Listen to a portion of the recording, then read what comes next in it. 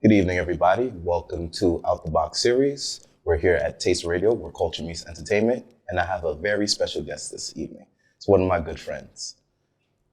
Give it up for C. Robin. How you doing? Hi, I'm good. How you doing? I'm doing great. It's been a while that we've tried to get you on this platform, and the energies have finally aligned. So Yes. I'm happy for that. I'm not gonna lie. I'm happy for it too. And how was your last experience performing at the OT Verse Volume 2? Oh, here I loved it. It was actually, my first time. So it was nice, like with the lineup of artists that came. It was very diverse and the sounds from everybody was just so opening. So I definitely enjoyed it and I can't wait to keep going and seeing how I continue with this platform in 2026. Looking forward to it as well. You were definitely one of the crowd favorites for the evening, I will Oh say. yeah, the encores was crazy. I ain't gonna lie. Y'all heard the combo. Y'all heard a little bit of everything that was going on in my new project. So it was real crazy to actually hear y'all and y'all reactions. Cause I don't just write music for me. I write music for a whole bunch of ears to hear. So when there's everybody resonating with the music, I know I did what I had to do. Yes, you be cooking, for real, for real. Thank you. So my first question that I really want the audience to know, what was the origin of C. Robin? How did you come up with that name? Okay, so since y'all really don't know, my name is my first name, Oh, my actual name. But a lot of people do not know that, and I really don't want people to know that. So, but and my middle name is Robin. So my whole name is literally my name. Can't take it. It's me. But at first, I was going as CC Sings, and I didn't really want to keep going as CC. I didn't want everybody to call me CC. I feel like CC is very much like familiar, like homie, like my mother and my family, my immediate family, my friends, they call me CC. So when it came down to C or Robin, I don't mind. Call me C, call me Robin, just, call me C Robin. Just put that respect on my name. Because regardless, it's still my name. I love it. I was always under the assumptions like, y'all gonna see Robin. Like, like No, I got it going seriously, on. like, it was something like, okay, at first, like I said, I was going at CC Sings, and then when I worked on Dealing With You, before I actually like put out the song, I worked with this great producer in Atlanta, and he was basically explaining to me like, your artist name is, like your geographic. It's what you're gonna go as like for a long time. If you revamp, then you revamp, but realistically, when you start off, you want to make sure that the name rings bells. So with C Robin, I gave it like a twist of my name, but differently.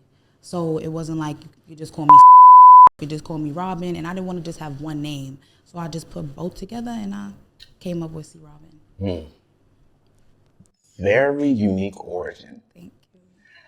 I could say in my personal experience, anytime an artist has part of their like original name, whether it's their first or middle name, as their artist name, is like, y'all gonna go far. Okay. Because it's like you're being yourself. Thank you. And I really didn't want to go like, anybody, if your name is like I said, because growing up, everybody, every time they heard my name, you heard people be like, this beat is automatic. Like, and we get it. But it's like, I'm me. So I'm not her. So I just want y'all to know, like, when it came down to me working on my music, me working on my sound, I never want to give off the R&B sound of Ciara. I want to be C Robin. That's who I am. So. I see you, Robin. Thank you. How is your creative process? Like, where do you pull your ideas from? Because you are a very creative individual, and listening to your records, not only do you have a message, it's like it's clear and concise. So where do you get these ideas from? Well, I'm not gonna lie. I do a lot of like crying, dancing, sitting on the toilet. Like when I'm sitting on the toilet, like when I gotta pee, like I always have to pee. So every time I have to go to the bathroom, like I bring my phone, or I just like if I'm in the shower, like even my boyfriend, he has seen like if I'm basically like in the shower and I hear a melody like in my head, I'm like, babe, I need my phone. Like I need it so I can sing it real quick. anytime I'm feeling something musical, anything that's happened, like a recent conversation, something I seen on Instagram, I try to make a lot of my music real personal so that everybody that listens to it can actually like feel something. Music is about feeling something, so I want to make sure that when you hear my music, you want to replay it again and again and again because it makes you feel something. So it's like everywhere. Like I'm an empath, so I feel like it's everywhere. Like the toilet, crying, when I'm dancing, when I'm going through emotions with my friends, when I'm not going through emotions, when I'm just sad, when I'm happy. Music is everything. So when you feel, you're right. Do you feel that your emotions are a strength or a weakness? I definitely feel like my emotions are a strength because like I said before, I'm an empath. So feeling hard and strong emotions in a positive way does not make me weak. Having emotions does not make anyone weak, you know, but it's the way that you are able to like, I guess, like initiate the emotions, like, and make sure that the way that you express your emotions are actually like valuable to you. Like when you feel hurt, when you feel unheard, it's how you project the way that you actually give off your emotions. You are only in control of your emotions. So me personally, I don't feel like my emotions are weak. I feel like they're very much my strength. The fact that you embrace it and you're comfortable in yourself, who you are, that is very important in a world full of fake people.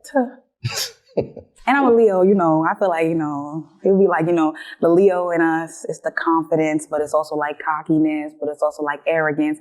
And I don't disagree with any of those words. I feel like it's all of them. Like I am confident, but sometimes I can give off cocky, but sometimes I can give off arrogant. But it's like, in all honesty, with everything that we go through in life, there are times that you didn't know the times where I was probably emotional, didn't love myself, didn't care for who I was. So to work towards those things and actually be able to embrace that, everybody should be okay with knowing that if you have confidence, it's okay to be a little cocky sometimes because you love who you are.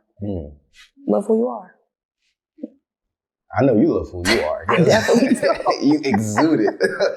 I definitely do. Like I really do. Like, and that's in a lot of my music. I really hope like within the storyline that y'all hear, like it's always like verse, hook, resonation. Like it's always something that at the end of the day, you're going to be like, yes, I started off this way, but I can resume and continue with life. It should never be songs that make you feel like after you listen to it, you're still as sad as before. It should be something that makes you feel like it's okay. She went through this. I can go through this too. I went through this too, but I couldn't find the words to say. So within my music, I just want everybody to know that it's okay. Love yourself. You can go through all the works in the world, but love yourself. It's okay. I feel like everybody needs to hear that. And the reason being, you have all these individuals trying to be someone they're not. And then they're the first ones to basically say like, oh, you don't know how it's like to truly go through stuff. And it's like, you don't even know who the fuck you are. Like, who are you talking to? And it's like everybody wants to be like, oh yeah, you don't know. And me and my friend, we was just having this conversation about comparison being the killer of all joy. And it's like, you know, to say, oh, you don't know. Like, we all from New York. We all lived it a hard life. And regardless of whatever borough we came from, or even being from Atlanta and living in South Carolina, I done lived in many states in the past couple of years of my life. And just to see how many people live, to think that because their grass looks a little greener or their hair is done every day doesn't mean that they don't go through things. You don't know what people go through to make themselves feel better, or actually make other people feel worse to make themselves feel better. So to just put on that persona to be like, oh, you don't know, it's just to hide and shield your own emotions and deflect how other people really are feeling towards you within yourself. Ashe. I could tell you've done a lot of reflection, a lot of work to heal wounds from your past. Of course, you know, we're not a finished product. Right. But in regards to self-love, discovery, knowing who you are, would you say this has influenced your creation process? Yes,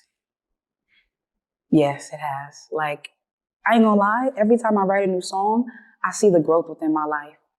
And I definitely did see this post like recently. It was like artists are creative, but it was like artists write about what's going on or what's going to happen within their life. Like basically what we're writing is a story of like manifestation. So when I hear about like my first song I ever wrote, Dealing With You, my second song I wrote, Bedroom, my third song I wrote, Fire. In each of those songs I was in a different place. In each of those songs I've grown. So the words that I've written in Bedroom, Dealing With You, Fire, all the songs I'm working on in my EP, I'm different, you know, and it's okay with knowing that when you write different lyrics, you are reflecting on the growth that you had within that situation or within other situations or a post or whatever, because you can't be the same. So you can't be stuck in the same type of music forever. Even if you are in the same type of genre, you have to make sure that the lyrics hit different. So I definitely do feel like within every song I write, I'm definitely growing. I just can't wait to see like the growth within like the 3 to 4 to 5 to 6 to 7, 8 years, like to see what I actually continue to write. Wow. So one thing I'm curious about is, when did you first start writing music?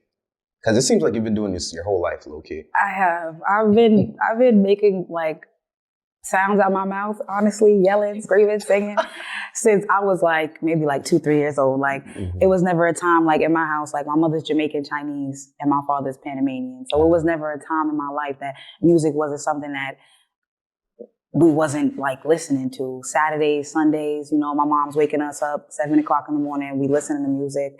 You know, I could go to see my grandmother and she's listening to music, or she's watching telenovelas and they got songs in there that I'm just sitting in front of the TV trying to learn. And then I basically like grew on to like loving like writing. So I was in school and I was like loving to write. So I ended up writing a lot of poetry, haikus, all of that. And then when I actually like saw how much interest I was actually into it, I decided that I told my mom I didn't want to do like any PE, any like sports. I said, put me in chorus. And she put me in chorus. Like in school, she changed my whole schedule around. And ever since then, I literally like, even in high school, I failed because I did not take PE, but I was taking 2 chorus classes. And I was just like, y'all never gave me PE. Like, I'm going to do chorus. Like I was in an a cappella group in high school and I was in like this alto, intermediate class, because I started off singing soprano, but then I don't know, I used to be 285, like 285 pounds. So What? In high school, like all through high school, I was like really big. So I was like singing the high notes really well. But then when I lost the weight, I actually switched over to alto and I loved it. It was like really a great transition for me. And I saw how much singing in my chest, you know, like singing all raspy and just soulful, just felt so good. So, cause singing your head voice is good too, but sometimes I just be like, I want to just sing from the heart, sing from the soul. So you really do. I mean, we can see well from over here. Yes, because even growing up, I was in a choir with my aunt. Like when I lived in South Carolina, she had me be in choir for a couple months, and I loved it. At first, I was real shy, and I couldn't really express how I wanted to sing. Like I was the type that was like, you could put me in the back, I'll just sing in the back. But my aunt and my choir directors in school, they was like, you have talent. Like, stop shunning your talent to be in the back, to be with your friends. Get this solo. Take this solo. You got it. And I used to really like take the solos, audition, and actually like see if I got it. And I got it. And, the confidence definitely grew from there. It just keeps going up every day. I see music and family is like synonymous with you. Especially the fact that, they were able to expose you to certain things at such a young age. When it comes to family, do you have anyone else in your family that does music, that sings, writes, as a performer? All my siblings actually sing. Like all of them know how to sing. I have 5 siblings. It's 6 of us. So my older brother, he raps. My older sister, she can sing. Like she can sing her ass off. Like she's the one that sings the soprano notes and I sing the alto. Me and her, we get down. Like, that song Sanaj sings, I Want You Around. Yeah. I want you around. She hits those notes like so well. And I be like, damn, Ray, like I wish I could sing like that still. But she sings really well. My little brother actually was in chorus. My little sister was in chorus. All of us actually really do love music. So I'm the only one that really took it off. Like my brother used to rap, but he's locked up right now. So I feel like that's where I get like free him, free my brother, But ever since like he got locked up, I decided to like incorporate like rapping and singing and my melodic sound to make sure that I keep who I am, but also incorporate everything that I love about everybody in my life, like everything. See, you really, I mean, it reflects from just listening to your music, especially your EP, some of the unreleased that you let me listen to. I was like, sheesh, she going somewhere. Yeah. Thank you. In your song creation process, do you start with melody or lyrics? Melody. Melody. I have to hear it. Sometimes I'll be like, and then the lyrics will come. Like I'll go on YouTube and I listen to like random beats. And if that's what I'm like hearing right now with the lyrics that I already have, it's not to use that beat and like mimic off of it, but it's like to use it as like an idea. Because I have an engineer that makes me great beats in Atlanta, and he understands the concept that when I actually explain to him that I'm in the rock mood right now, or I'm in the pop mood right now, or I want a reggae mood, he understands. And then when I get the beats, like even with the beat pack that I got for my EP, when I get the beats, I work with these great engineers out here, and they basically help make it sound just more different. So every creation that I've made, even if within the time of me wanting it to be this way, it ends up changing throughout the time. So it's never really fully developed until it's fully developed. Because I'm such a perfectionist. I can't just be like, okay, I'm going to start it that way and it's going to be just that. It changes every day. I see what you're saying. Speaking of being a perfectionist, do you feel that's held you up from completing songs or projects? Sometimes, because when I'm hard on myself and I push projects back and I push them back and I push them back and I push them back, all I'm doing is, messing with it being put out. Like when you think that it's not good enough, all you're doing is holding yourself back from it being good enough. Like you won't never know if something's good enough if you don't try, if you don't push it out. So, but then there are times where it's like, if I know my full potential, if I know that this could be better, and there's people around me like that may not hear what I hear, may not see it how I see it, it's my time to just do a little reflecting and see if I'm bugging or if I gotta really just push this out. And with this project, a lot of it has been, I'm bugging. So I just gotta push this out. And also I was waiting on one of my beats to be made. So that's another thing too. Couldn't push it out without one of the songs being ready. Well, speaking of the EP and pushing things out, is Fire gonna be a part of the new EP? Or is that just a single? Fire is already out. What I do want to do with Fire is see if I can work on a feature, but we'll see. Yeah. But right now, I think I'm just gonna drop 4 songs on there and just give y'all 4 good songs and see how y'all rocking with that. So with your diverse background and the influences that you had coming up, I want to talk about The Convo, because we love that song over here at Out the Box Taste Radio. And like the beat, oh my God, like it really gave me like Caribbean vibes. Thank you so much.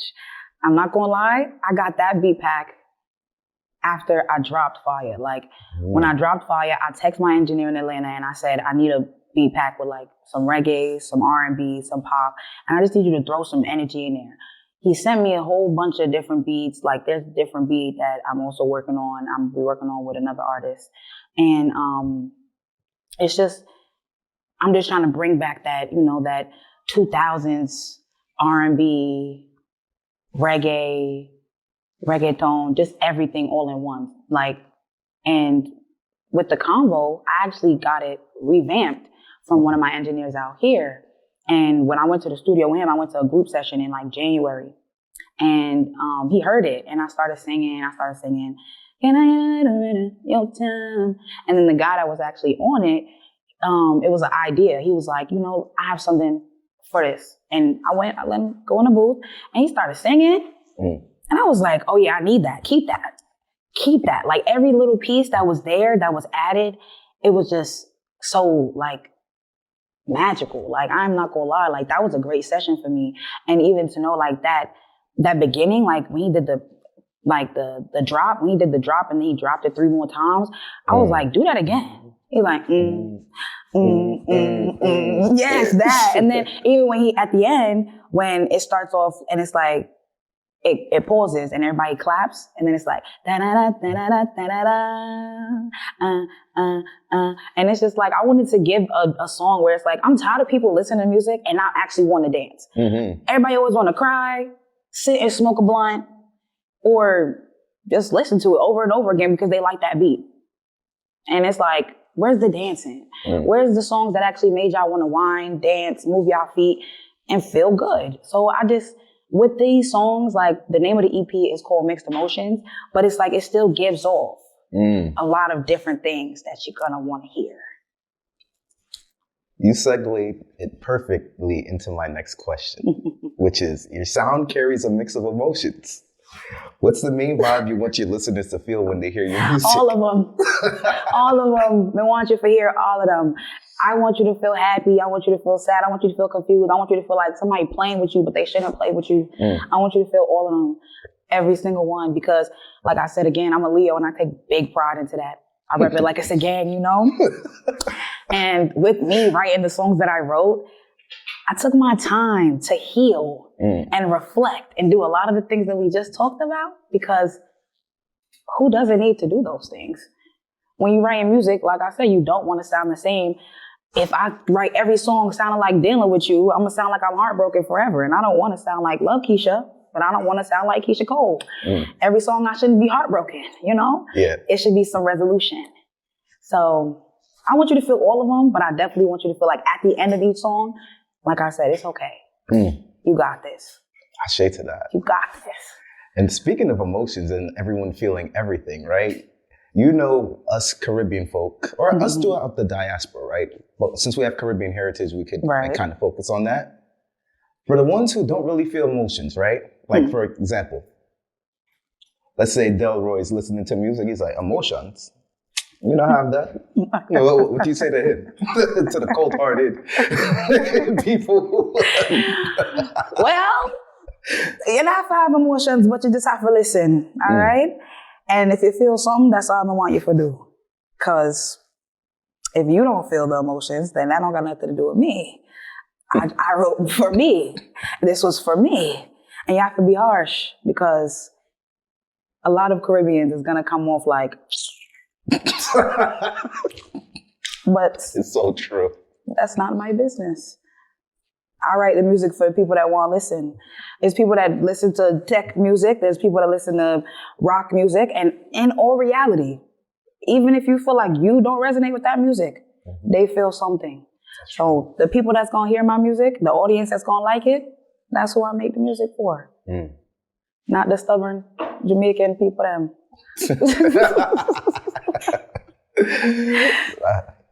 Hear that. So what is the name of your fan base? I don't really know. Like, I never thought about that. Like, I really never thought about that. Like, I really never thought about that. Seriously. Well, like, I never thought about that. Like, I'm like, the Robin heads, like, the tweets. I don't know. Like, I don't know, because my name is C. Robin. Like, I don't know. What you see is what you get. Like, y'all see me, I see y'all. I love y'all, y'all love me. Like, I don't know. I never really thought of that. Like, I've thought about it, but then it's like with my name, I don't want to be corny and be like,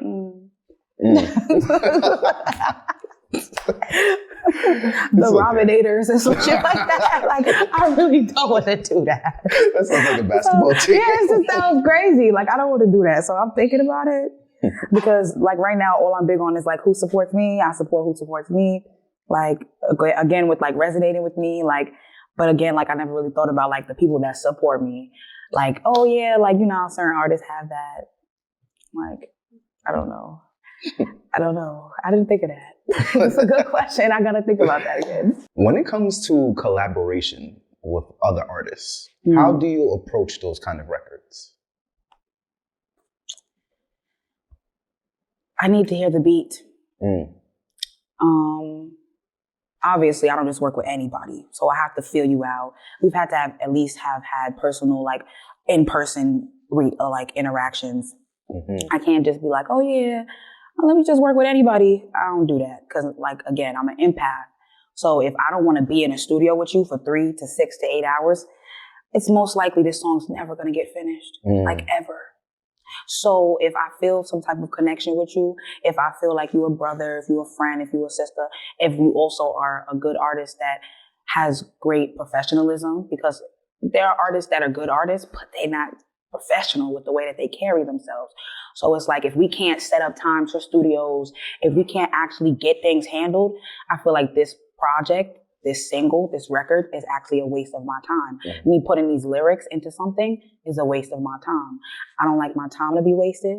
So just like you, just like me, anything with our craft, being as independent artists, we put money into everything that we do.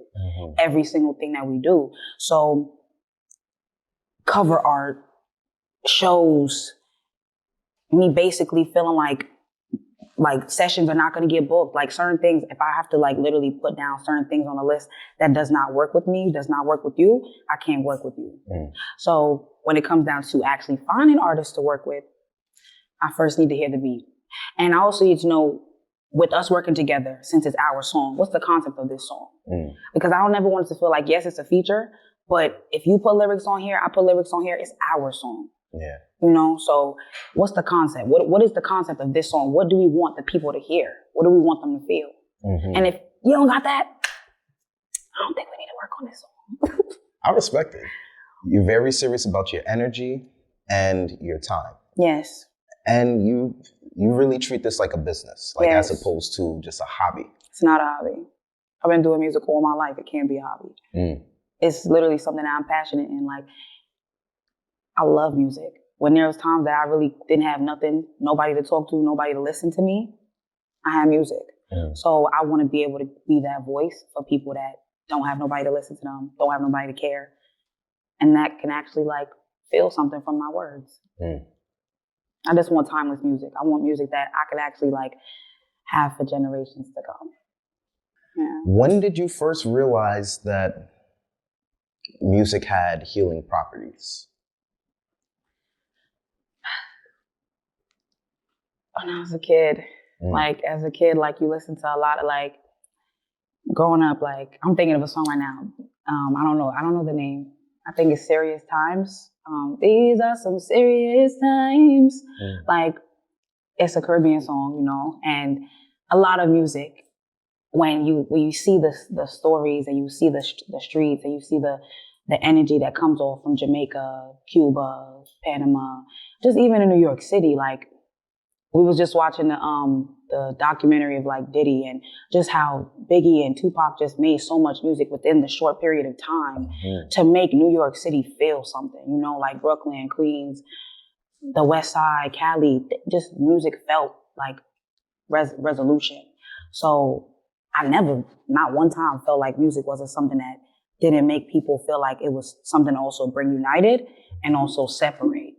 Music has a lot of power. What we say has a lot of power. So to bring it to good, I want to be a part of that percentage. I love that. Because if you're paying attention to the foolery that's going on, it seems like there's not enough good in the world. But it's just the fact that good is not really being highlighted. Yep.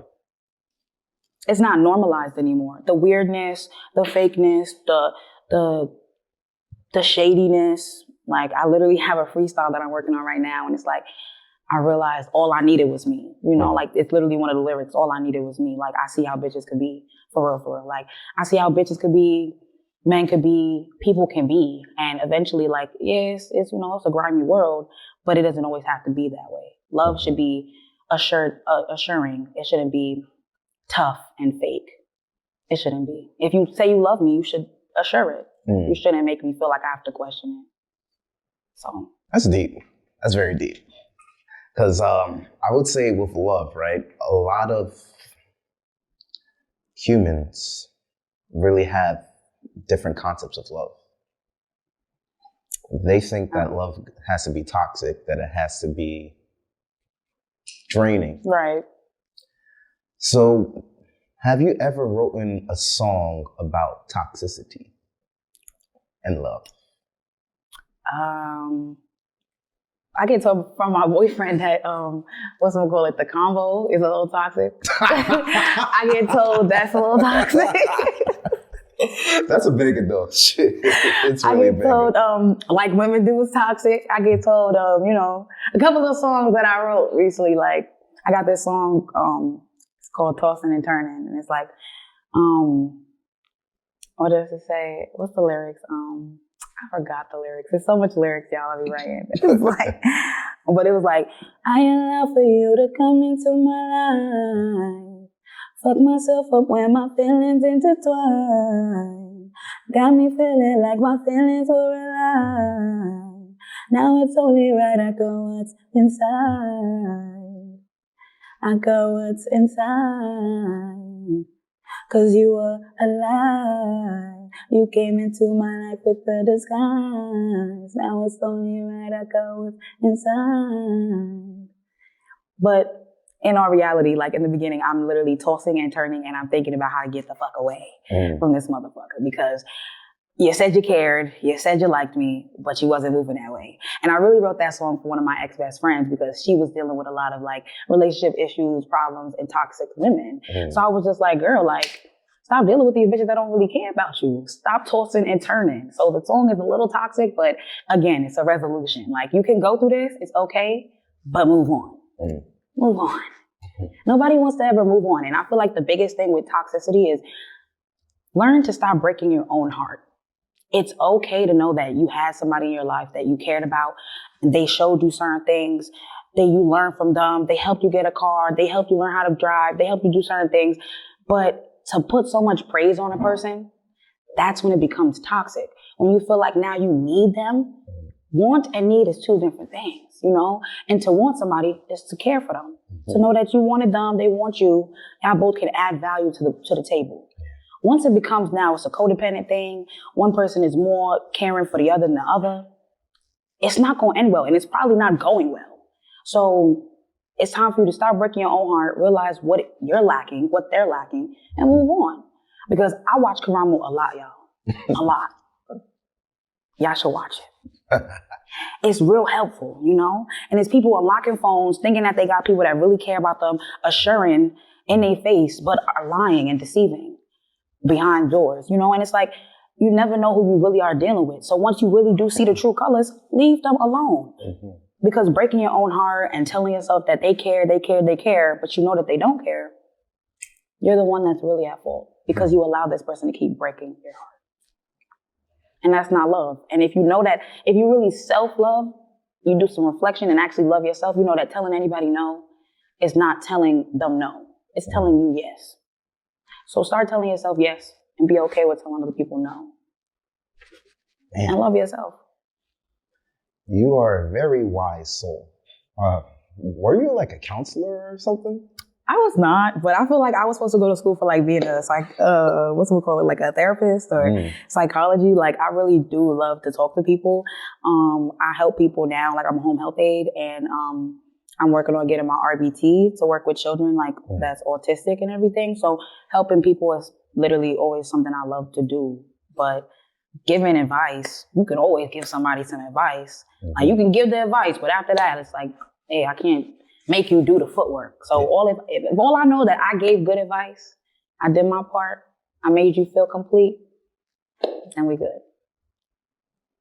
You are a true humanitarian, I will say. Thank you. And it's funny because you're like the first Leo that I know that's like not self-centered. Like you are really into yourself, don't get me wrong, because Leos are. I am though. It's okay. It's okay. For all the Leos out there, it's okay. Y'all just love yourself. It's all right. It's okay. So I can, share some of that love to other people, We shine bright, and a lot of people do realize that in our friend groups, so they keep us around. But sometimes keeping us around, they don't always enjoy that because to be with friends that have a big light, some friends will feel intimidated.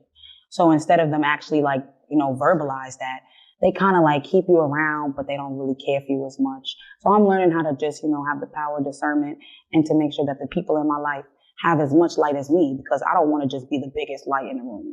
Mm. But I do love myself, y'all. And out the box, we do love us some C. Robin and Taste Radio. Thank you. What is your ultimate goal in the music game? Is it plaques? Is it being world renowned? Is it being comfortable enough to survive and either thrive or be comfortable off of your music? Well, what's the ultimate goal for you?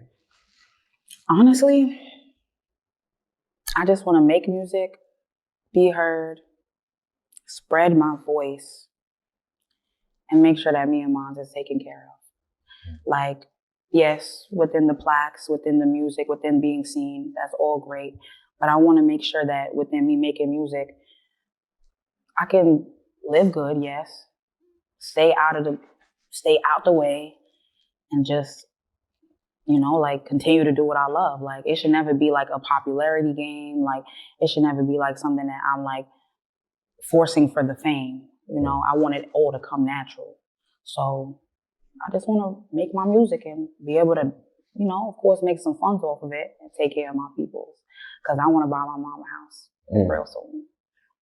And it's going to happen because regardless, I got a lot of other stuff going on right now too. Hey, I'm happy for you. And you're going to reflect back on this interview a few years from now and be like, oh yeah, like, look at that house I got my mama. Okay. Okay. No, for real. I said I was going to do it. I told you. In your experience, right? I know in your creation process, you observe your experience and you put that into your music. Mm-hmm. Has there ever been any times that you've written stuff down and it's come to pass, whether it's been positive, negative, or just like random stuff? I'm trying to think. Because I be writing stuff random all the time. Like I told you, like I used to write poems. Mm-hmm. So like I went from literally like writing just random thoughts in my notes, writing random thoughts in my notebook. Like I actually walk around with a notebook all the time. I always have it in my purse or somewhere because I gotta write. But when it comes down to writing stuff, like I know I wrote something about I was talking to my Lash Tech. It was like a couple years ago, and I wrote this song that I will be working on and it will be finishing soon. But it's called Liar, Liar. Mm. And she was basically like telling me how she didn't know if her boyfriend was cheating on her. So I went to one appointment and she was basically like explaining to me how she didn't know if her boyfriend was cheating on her or not. And, that conversation ended. So I wrote a song. It was like, liar, liar, you never again. Thought she was a friend, but it was all pretend. And literally the next time I had an appointment with her, she was telling me how she went through her boyfriend's laptop and she was not a friend. Mm. She was way more than a friend. And I was like, Epiphany. Mm. Whoa. I didn't know that I was going to say it. But like I just said, like I saw this post about like writers, creators, like just manifesting and not even knowing that they're manifesting their next year life, next 3 months, like within what we write. So you can think that you're writing about, like making $1 million and actually finally getting the life that you deserve. And then literally you really wrote down your testimony. So you have to be very careful with like just the power of the tongue, because what you say is what you put out into the world. So even if you didn't mean to, and like if you wrote a song about, oh my God, I'm gonna always be broke. I'm gonna always be broke. This is fucking joke. Like then you're probably gonna always be broke. Because why did you write that song? Like, why did you write that song? Well, speak some positivity on yourself, I tell my little sister that all the time and she don't listen to me. She a Capricorn though. Like, I don't know, something wrong with them. Hard-headed? My dad and my 2 sisters is Capricorn, so I'll be like, something wrong with y'all. I love y'all, but something wrong with y'all. Headstrong in a good way, but then they'll definitely like be their own downfall. Like, just like any human, but that is a problem. Like, I don't like that. You stand all too well. I have my fair share of experiences with Capricorns. But my father, he's a Taurus, so still an earth sign, but I feel like they're all hard-headed to their own degree. Of course, all humans are, but earth signs specifically? Right, because I'm a Leo. I'm hard-headed. I don't care. I'm a fire sign though. I don't care. I don't care. You ready to burn shit up? I'm burn it up. Don't care. So, do you see yourself going on tour in the future? Do you want to go on national tours? Do you want to go on global tours? You want to do it all? Yes, I want to do it all. Like, yes, but I definitely want to start small. Like, even if I start like within the boroughs, within the city, you know, like within like just going from like basically like here, PA, Connecticut, Boston, just little stuff like that. Just to expand my horizon. Like, you never just want to be known in one area. So what I've been doing since I've been moving around, because I've been moving around for the past couple of years of my life, I know people in South Carolina, North Carolina, Atlanta, you know, like it's good to know people in PA, Jersey. Like it's good to know different people because you never know like the connections that you have with people, where they can take you or what you can learn from them. Because it's not even always about where they can take you. It's really about where you take yourself. But it's what you can learn within that time of actually like connecting with them. So I definitely do want to move around and, you know, be heard from different audiences. Cause sometimes, you know, when you're in a city where people just like, you know how New York, we had drill. So after a while, that's all people wanted to listen to. And that's all artists wanted to become. But then when it came down to like R&B artists and pop artists and just all alternative artists in itself, like we kind of got like shied away because it doesn't get you as turned up like everything else. And sometimes you don't always need to be turned up talking about that. So I definitely want to have an audience that is very diverse. Their ears are okay with hearing different things because just having one-sided audiences doesn't help you grow. So I just want to grow and go everywhere. Like everywhere. I love the fact that you're really big on growth. So am I. I mean, that's something that we've always connected on. Right. How do you balance vulnerability in your lyrics with confidence on stage? I perform in front of my plushies a lot. I got a lot of plushies, y'all. So like I be like, I do my performances to my, you know, to my plushies. Like we be there, like in the crib, lit. So it's like it's never too much of like making it too personal. Like if I wrote a song about my personal life, or if I wrote a song about my friend's personal life, I don't never need to get too emotional about how I performed it because I know I came to make other people feel like, you know, that connection. Like if you do need to sit down on a chair or stand up and hold the microphone, you know, to give that extra oomph, then, you know, you do that. But never drown out from doing like what you came to do, which is give a performance and give a good one too. So yeah, I sit in front of my plushies. I love them. They help me a lot. Shout out to the plushies. Because when you come hit the stage, you don't play around. Nah, for real, because I be performing, I be like, yep, they my plushies. Yep, they loved it. Y'all love it. Yep, we here. That's it. And then I go back home and I call my mom and I be like, we did that. And my mom be like, I know you was gonna kill a girl. You definitely surprised me with the plushies though. Like I still can't get that visual out of my mind. So what's one thing that you would like to share with your fans about your creative journey that has surprised you? How much I've tested myself this last year. Like I just started like being a full on recording artist probably 3 years ago. So when I first started making music, I didn't really think about doing the collabs, the features. I didn't really think about how my sound would sound with other artists. Because, you know, when you first start doing music, you got to think about what your sound is going to be. And if you don't know who you are as an artist, you can't just work with any and everybody because you're just going to hop on everybody's sound. So I don't like to be an artist that just hops on everybody's wave, you know? So all I can say is the select features that I've had within this past year, I'm very proud of myself. I give myself a big, you know, pat on the back because I've grown within every song that I've worked on. I've wrote hooks quicker, hopped on a vibe quicker, you know, like felt more comfortable with the song quicker. And I'm teaching myself more about me every day. As we wrap this interview up, right? What is a message that you would like to communicate to your fans? I have a lot of good messages. You know, I be talking my stuff, y'all. I really do. But I guess a message I would say to people, like, when it comes down to like just being creative and like working on knowing who you are, because you gonna know who you are a couple different times, and then you're gonna change, and then you're gonna switch up, and then you're gonna get a new hairstyle, and then you're gonna change again. Just, stay comfortable with knowing that change is inevitable. So when it comes down to your music, who you are, everything that you talk about, be okay with the change. Don't be upset that if you was working on a project and you got to scratch the whole thing, that's probably not you no more. That's not what you resonate with no more. So be okay with change, because I'd be so mad to know that when things change and I have no control, that because I'm mad that I have no control, that I'm mad that I have no control. Like, you got no control. Just give it up. Just change, work on it, try to adapt to what you got going on, and enjoy it.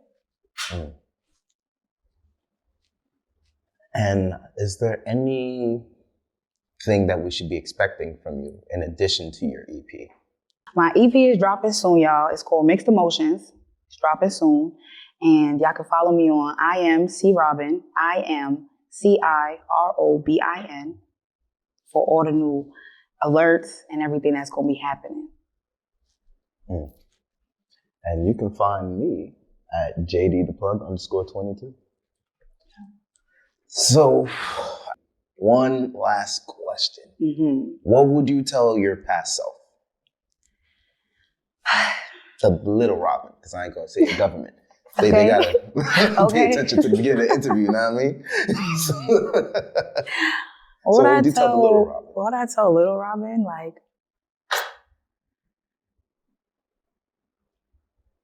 I guess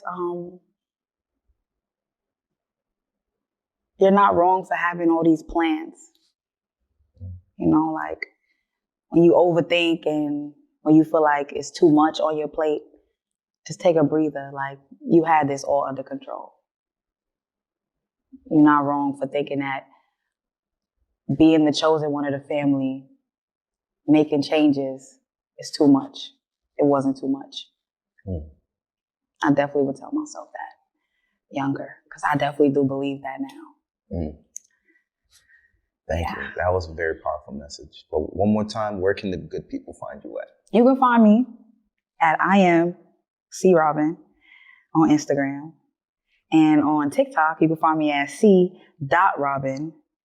Cause I'll be on TikTok, y'all. You gotta tap in. But my Instagram is I am C Robin, CIROBIN on Instagram. Thank you. And you can find us at Out the Box Series. That's all one word, on Instagram and YouTube. This is Josh. I'm here at Taste Radio, where culture meets entertainment. Thank you for your time, Robin. Thank you.